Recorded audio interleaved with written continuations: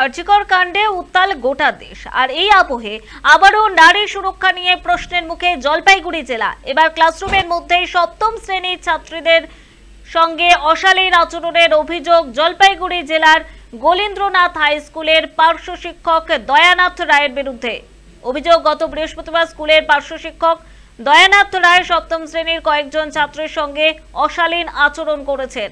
একদিকে আরজিকর কাণ্ডের আবহ চলছে উত্তাল গোটা দেশ, আর তার মধ্যেই যে অভিযোগ সামনে আসছে যে ক্লাসরুমের মধ্যেই সপ্তম শ্রেণীর ছাত্রীদের সঙ্গে অশালীন আচরণের অভিযোগ উঠছে জলপাইগুড়ি জেলার গোলিন্দ্রনাথ হাই স্কুলের পার্শ্ব শিক্ষক দয়ানাথ রায়ের বিরুদ্ধে।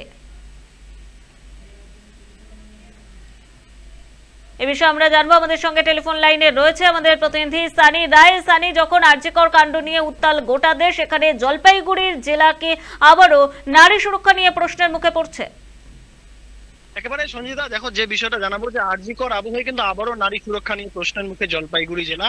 এর আগেও আমরা দেখিয়েছিলাম যে জলপাইগুড়ি জেলাতে কিন্তু একাধিকবার নারী সুরক্ষা নিয়ে প্রশ্ন উঠেছিল এবং ঠিক সেই মোতাবেক জলপাইগুড়ি জেলার মালবাজার মহকুমার মৌলানী গোলিন্দ্রনাথ হাই স্কুলের যে পার্শ্ব শিক্ষকের বিরুদ্ধে যে অভিযোগ উঠে আসছে তা একেবারে ভয়ঙ্কর অভিযোগ যে স্কুল ছাত্রীকে কিন্তু শ্লীলতাহানির একটা চেষ্টা করা হয় এবং তারপরেই কিন্তু গত বৃহস্পতিবারের এই ঘটনা এবং ঘটনার পরিপ্রেক্ষিতে স্কুলের যে প্রধান শিক্ষক তিনি কিন্তু উপস্থিত না থাকার কারণে প্রথমত সেই অভিযোগ দায়ের করা হয়নি এবং পরবর্তীতে তোমাকে জানিয়ে রাখি মোট 36 জন ছাত্রীরা একত্রিত হয়ে তারা কিন্তু প্রথমে মৌখিকভাবে প্রধান শিক্ষককে গোটা বিষয়টি অবগত করেন এবং তারপরে তারা প্রধান শিক্ষকের কথা মোতাবেক তারা কিন্তু প্রধান শিক্ষককে লিখিত অভিযোগ দায়ের করেন এবং লিখিত অভিযোগের ভিত্তিতেই কিন্তু গতকাল জলপাইগুড়ি জেলা পুলিশের তরফে কিন্তু সেই অভিযুক্ত ব্যক্তিকে অর্থাৎ পার্শ্ব শিক্ষককে কিন্তু গ্রেপ্তার করা হয় এবং আজ তাকে জলপাইগুড়ি জেলা আদালতে তোলা হয় এবং গোটা বিষয় কিন্তু এখনো পর্যন্ত পরিষ্কার নয়। তবে এই আরজিকর আবহে বারবার জলপাইগুড়ি জেলাতে কিন্তু এই ধরনের ঘটনা একেবারে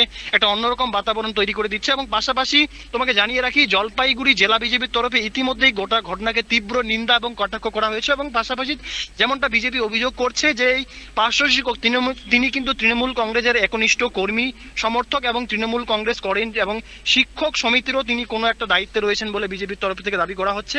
যদিও গোটা বিষয়টি অস্বীকার করে নেওয়া হচ্ছে তৃণমূল কংগ্রেসের তরফে, তবে এই বিষয়ে এখনো পর্যন্ত কিন্তু সঠিক কোনো তথ্য উঠে আসছে না। তবে ইতিমধ্যেই গোটা ঘটনায় কিন্তু একেবারে নিন্দার ঝড় জলপাইগুড়ি জেলা জুড়ে। সঞ্জিতা, একেবারে অনেক ধন্যবাদ সানি। এতক্ষণ আমাদের সঙ্গে টেলিফোন লাইনে ছিলেন আমাদের প্রতিনিধি সানি রায়। ক্লাসরুমে ছাত্রীদের শ্লীলতাহানির অভিযোগ এবং এই অভিযোগের পরে সেই পার্শ্ব শিক্ষককে গ্রেফতার করা হয়েছে, তাকে পক্সো ধারায় গ্রেফতার করে সোমবারই আদালতে পেশ করা হয়েছে। না মা, আপনি কি অভিযোগটাকে সত্যি?